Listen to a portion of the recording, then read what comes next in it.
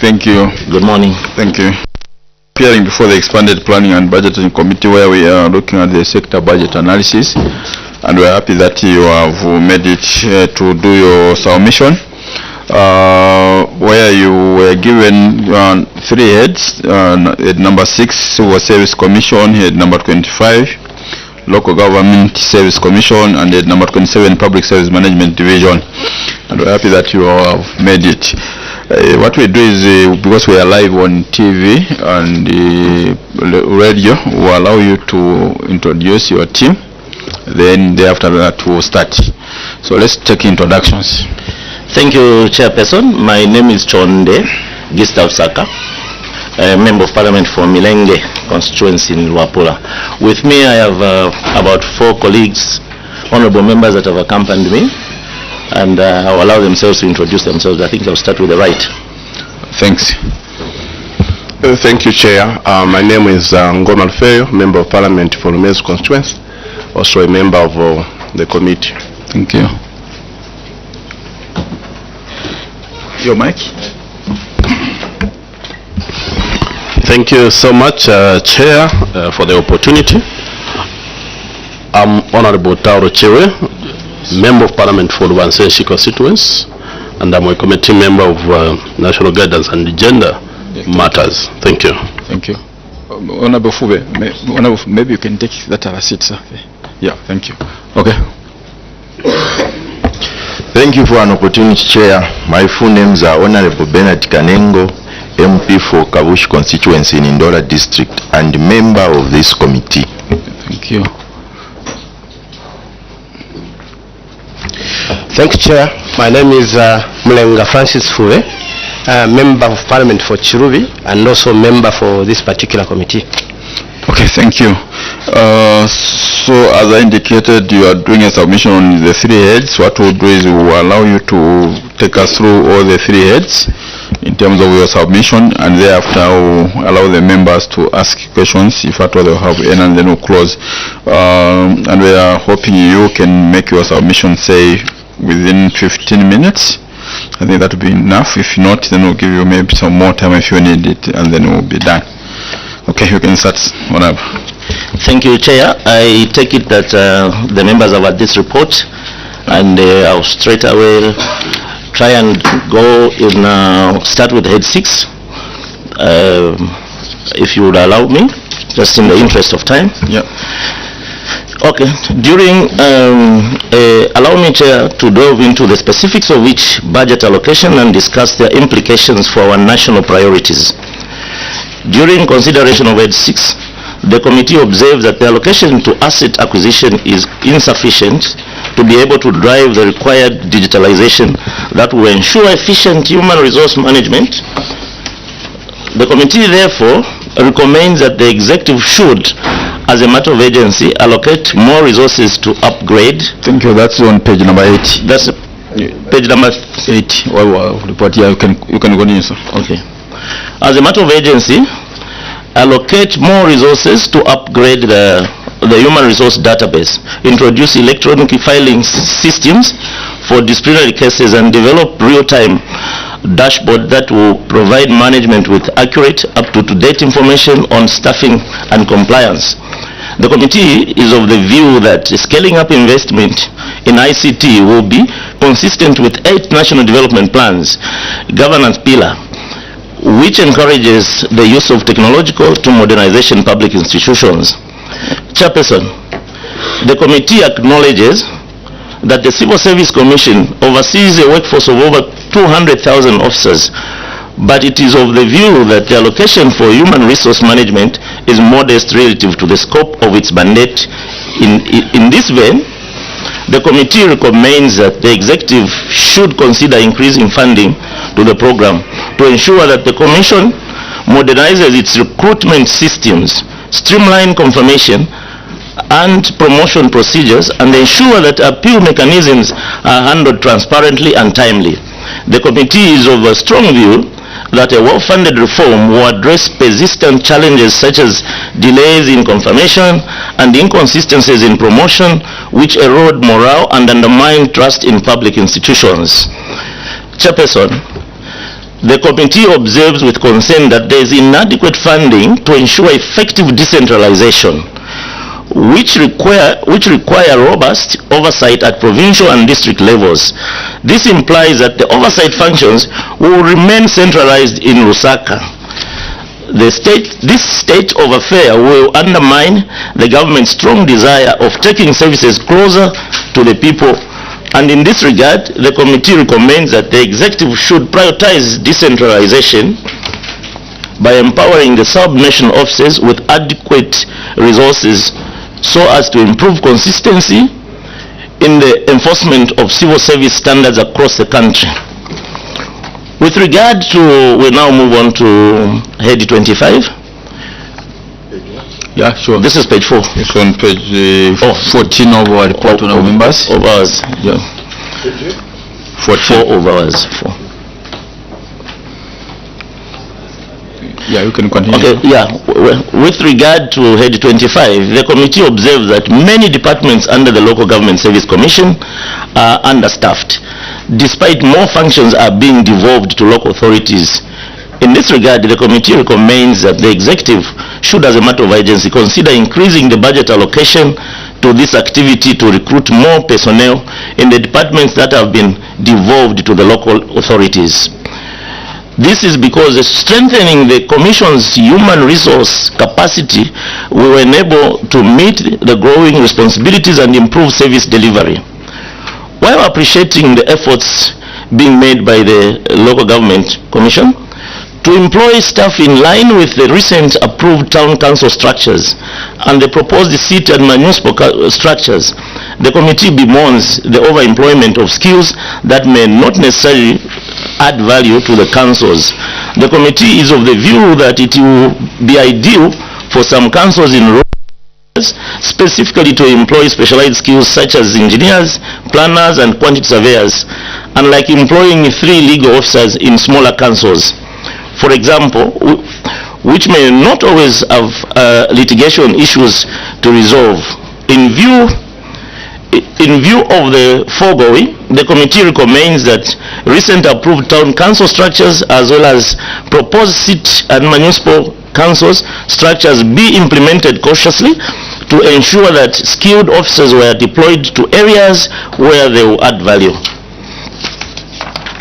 Chairperson, with regard to transport, the committee observes that LGCS is hampered by a shortage of vehicles, with only 6 being available. This makes it difficult for the Commission to monitor and evaluate the local authorities and carry out capacity building initiatives. In this regard, the committee recommends that the government should consider investing in an expanded fleet of vehicles that will facilitate the mobility required for oversight decentralization programs. The committee also observes a shortage of necessary office equipment, which continues to limit the Commission's operation efficiency. This includes basic tools needed for the smooth functioning of offices, which ultimately affects the Commissioner's overall productivity. In this regard, the committee recommends that the government should treat the shortage of office equipment as a priority in order to enhance the operational efficiency of the Commission. With regard to Public Service Commission, PSMD, the committee observes lack of adequate funding towards investment in ICT to capacitate the PSMD so as to enable it automate, decentralize the human resource management system. The committee therefore recommends that executive should, as a matter of urgency, provide more resources for automation and decentralization of human resource management systems to ensure real-time monitoring of staffing, performance metrics, and human resource functions across the country, thereby reducing administrative bottlenecks, improving accountability, enhancing service delivery at all levels of government. The committee also observe a reduction in the funds allocated for recruitment, which will result in failure to maintain adequate staffing levels in key sectors. The committee therefore recommends that the executive should consider to increase funding for recruitment to help mitigate staffing gaps, support sectoral development, and maintain institutional continuity. Chairperson, In conclusion, let me state that the analysis of the estimates and expenditure for the Civil Service Commission, Local Government Commission, and Public Service Management Division, PSMD, highlights the challenges the entities face in fulfilling their mandate, while the institutions play key roles in governance, public safety, and service delivery in Zambia. Issues such as limited resources, inefficiencies, and the late releases of resources still impede their desire to effectively implement their mandate. The committee therefore strongly recommend increasing resource allocation and enhanced collaboration with other government agencies to address the overlapping concerns. Additionally, it emphasizes the importance of digitalization to reduce operational costs and redirects funds towards key services like human resource development. Chairperson, I submit. Thank you very much for that submission. Honorable members, any follow-up questions? Honorable Mabenga and Honorable Smush. Yeah, thank you, Chair. I take you to page 8. Page 8, 3.124, enhanced funding for human resources reform programs. I just want to find out the recommendation here where they are saying we need to increase the funding. Are we able to provide some solution that where these funds will come from, or you are moving from one head to another, so that if there are need areas, then it could have been ideal to suggest that we move some funds from this budget line to that other budget line. But I can't see it from this your submission. I don't know whether there's any reason for that. Thank you. Thank you. Honorable Smushi. Thank you, Chair. Page 14, where you talk about misplaced skills in rural councils. I think the question that I have is, this problem that we have, which seems to be across the country, in your interaction with the witnesses, did you find out why we are in this situation? Because we have got people that have been employed, but it appears most of these people are not competent. So how did they find themselves in the local authorities? Thank you so much. Thank you. Honorable for that education? No? Thank you. Okay, you can respond. Okay, I'll start with the last one. Our close interaction, actually the issue is not about qualification. I think their defense was that all these officers where we are sending them was by establishment. The way it has been established that each municipality must have 3 league officers. I think they've standardized that program. So you find that even in our case, like Milenge, for example, we've got 2 league officers. So we did ask them, that is the only reason they gave, that we end up receiving those. I think they need a surgery now. That's why in our recommendation we are saying this must be taken case by case, other than getting a blanket establishment. That was their defense. And I hope you are comfortable with that, because we are trying to get their position.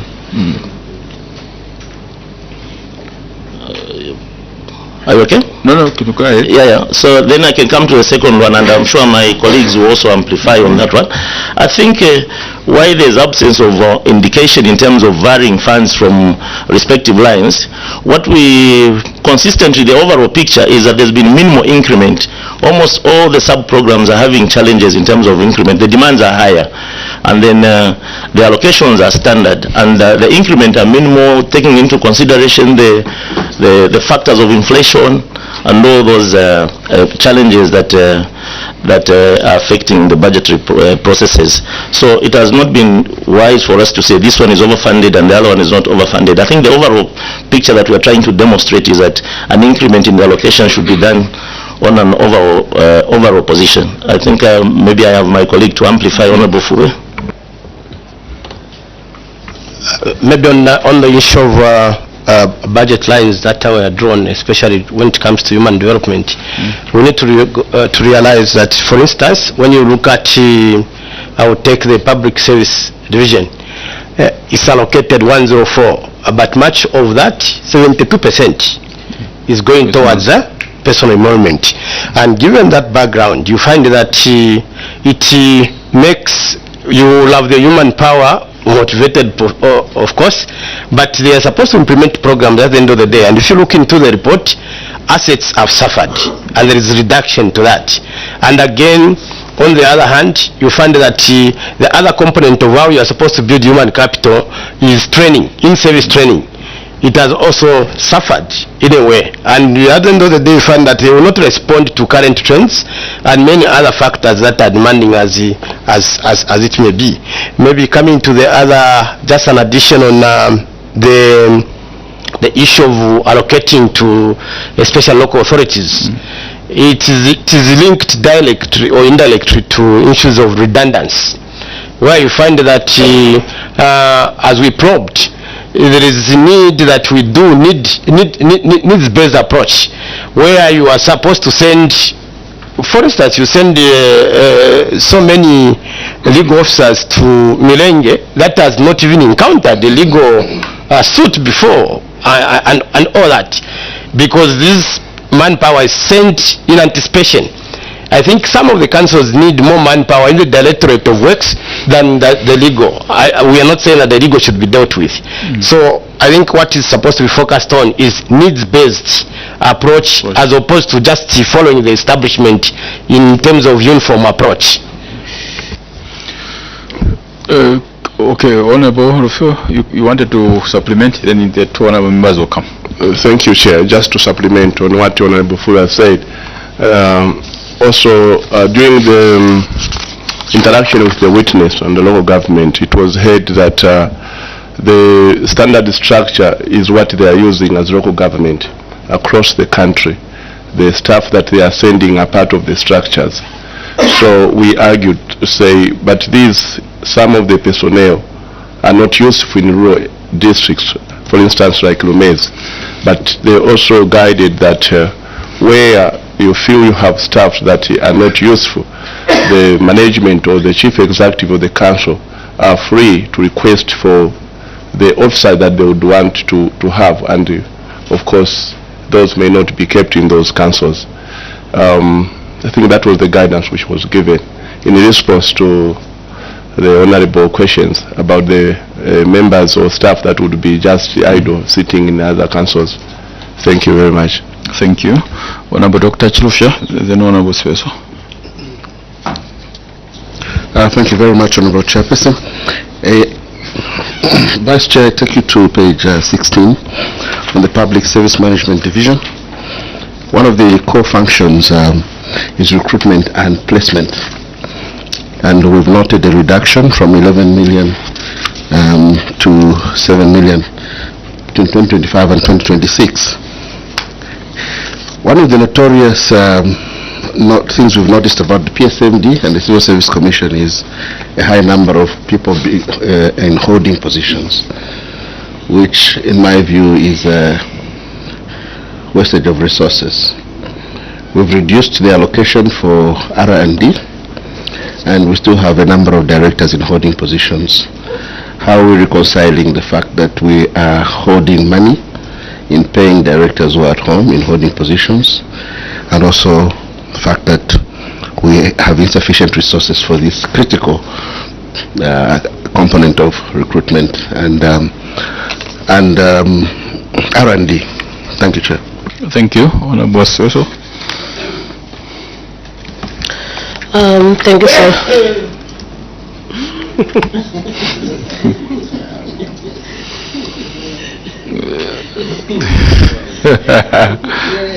I was doing a light note. Okay, Honorable Speso, please.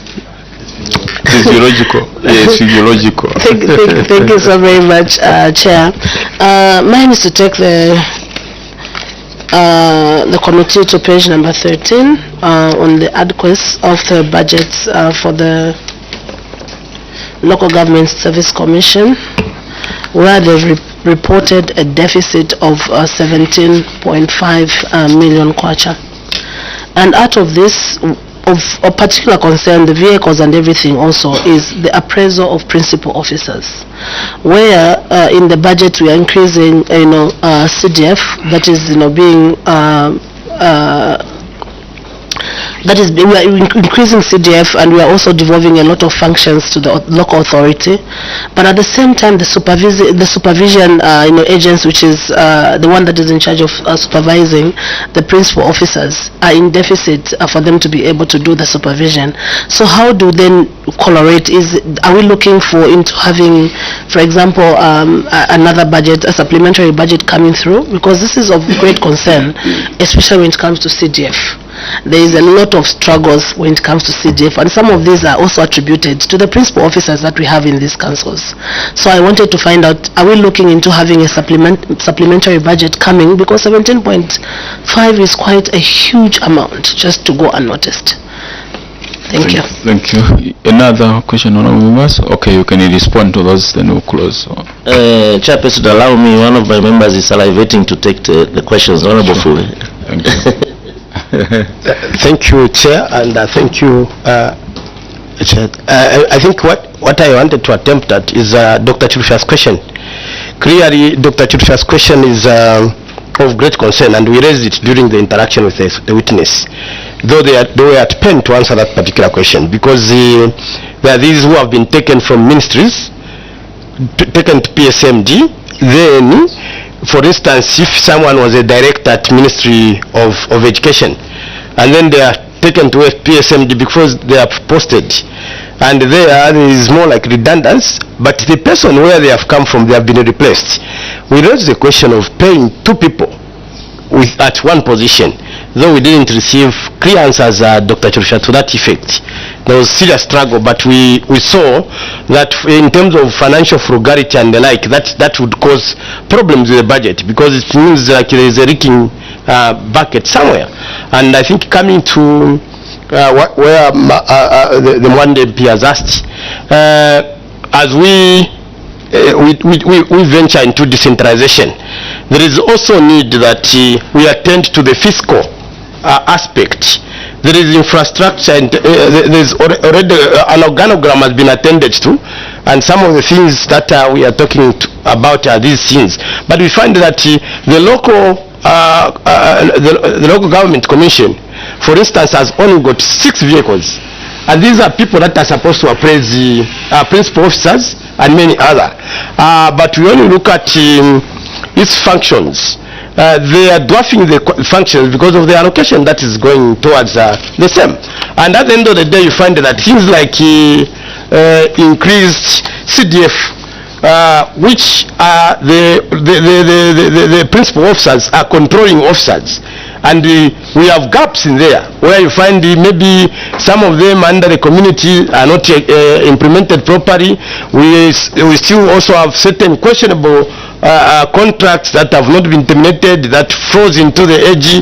But again, we realize that the Constitution has positioned the local authorities in Article 152 to implement programs on behalf of government. But these are not going to be supervised properly because of such hindrances as funding may be, and especially logistically.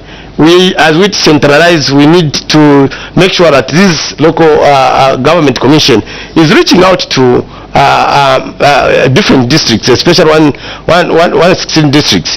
I think there was a gap again where they talked about reaching out to where they can just have an effect. Out of 116, we had very few districts that they have an effect on. I think I submit, Chair. Thank you. Honorable Dr. Chirufya, you want to do a follow-up? Your mic? Honorable. Honorable Vice Chair, Honorable Vice Chairperson, don't you think that it would be prudent for you to include in your recommendations then that the PSMD must stem the hemorrhage in Treasury by stopping to pay for one position, 2 people or 3 people? Because as they call for more resources, we must see prudence in utilization. Now, if you're going to have 2-3 directors, in fact at one point 40 directors in holding positions, and you're paying them salaries, you shouldn't go for more money. And as a matter of fact, it's a troublesome hemorrhage in the Treasury. So don't you think in your recommendations you must call for prudence in resource utilization before you call for more resources for PSND? Thank you. You can respond to that question before you move to... Yeah, Dr. Chilufya, I cannot agree with you more. I want to be on the same page with you. But I think what is important here, that's why we are appearing before you. I'm sure together we can have a recommendation of that to be done, because we are still at the budget formulation, I believe. And then that is a very notable point from my view. And I would urge this committee to take that note, seriously. And then I just want to amplify on Honorable Silveso's concern in terms of the devolved functions. You can imagine the challenges they are facing. They've got 6 vehicles out of 100 and 16 districts. Now, you are devolving functions, but you are denying the supervisory roles and the capacity building. So even in here, the budget lines are very tight to move the funds. But what is important is to bring it across to your committee to think we feel that they need to be resourced more in order for us to actualize even the decentralization through the CDF we are talking about. In the absence of that, we'll perpetually face the same challenges. I submit, Chair. Thank you. Any other questions? Honorable Member of Parliament from Bawala. Thank you so much, Chair. And thank you, Committee on National Guidance and Gender Matters, for your report on the Civil Service Commission, Local Government and Public Service Management. My question relates to the first one, to Civil Service Commission. Other line ministries have reported failure to recruit human resource, to the fact that they have to wait for Civil Service Commission to do that or give the authority. To what extent is the Civil Service Commission working on or having a program to fill up the gaps in other line ministries that are not receiving these bullet recruitments? For example, in the ministries of livestock and fisheries, Ministry of Community Development and Social Services, and many other line ministries that have submitted to Civil Service Commission for recruitment of human resource, but they are not able to recruit. Is this now factored in this budget for them to have human resource? And for the Local Government Service Commission question, the issue of indeed transfers. Does the Commission, when your interaction with the Commission, does it look at the capacity of the various municipalities before making transfers of the human resource? I think I had one example in Choma, having a very good worker. Someone resigns and we have another someone acting, doing a very good job, and the one who is acting and doing a good job is transferred out, and you end up with no capacity in the council, and you wonder why such kind of decisions. Thank you. Thank you. Can you respond to that?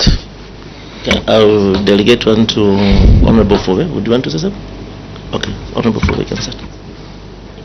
I think the balance in terms of, Chair, the balance in terms of creating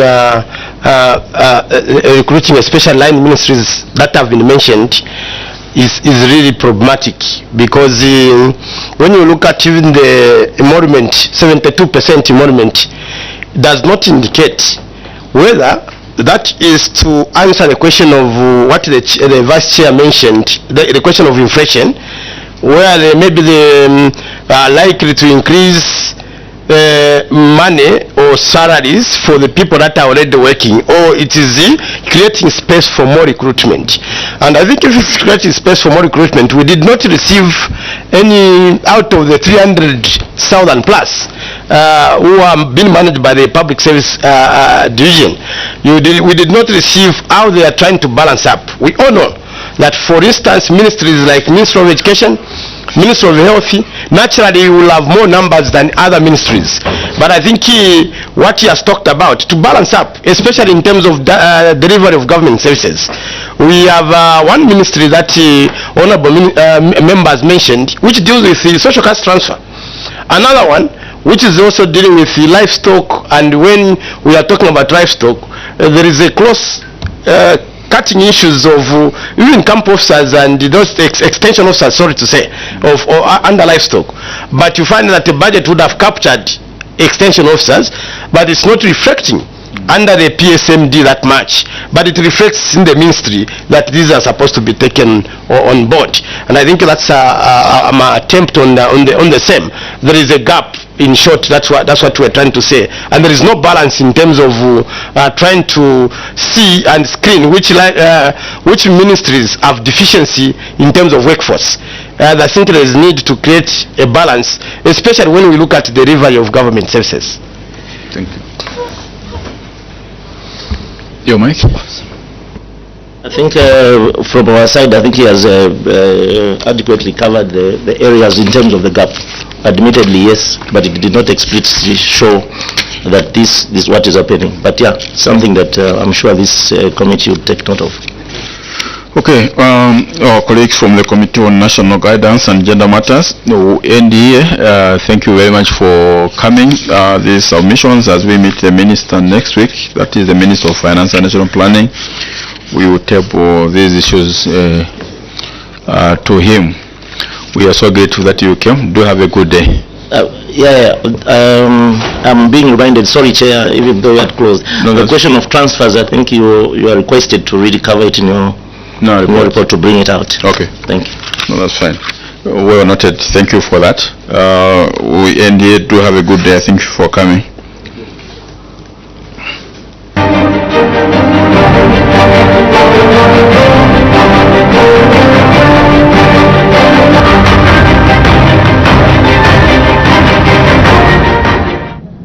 Oh, that was the Committee on National Guidance and Gender Matters led by Mirenge Member of Parliament Gustav Chonde, making their submission to the Expanded Planning and Budgeting Committee, who are receiving reports from the various committee that sat to consider the 2026 sector budget analysis. So these are the reports that the Expanded Planning and Budgeting Committee are receiving and looking at the submissions by the various committees. And this particular committee, the National Guidance and Gender Matters, was tasked to look at Head 6, which is the Civil Service Commission, Head 25, the Local Government Service Commission, and Head 27, the Public Service Commission. And quite a number of findings have been submitted to this committee, which include limited and late release of resources for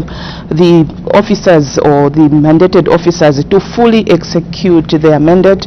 Also, some of the highlights included the understaffing that has been experienced in most of these institutions, and also a shortage of transport. Others include lack of adequate funding and also misplaced skills in most local authorities. So those are just some of the highlights of the reports of the three heads that have been submitted by the Committee on National Guidance and Gender Matters. So this comes to the end of our live transmission for today, but committee reports, of course, will continue tomorrow. So please join us again tomorrow as we bring to you live proceedings of the committee meetings. So this has been Pauline Monga, and wishing you a lovely afternoon.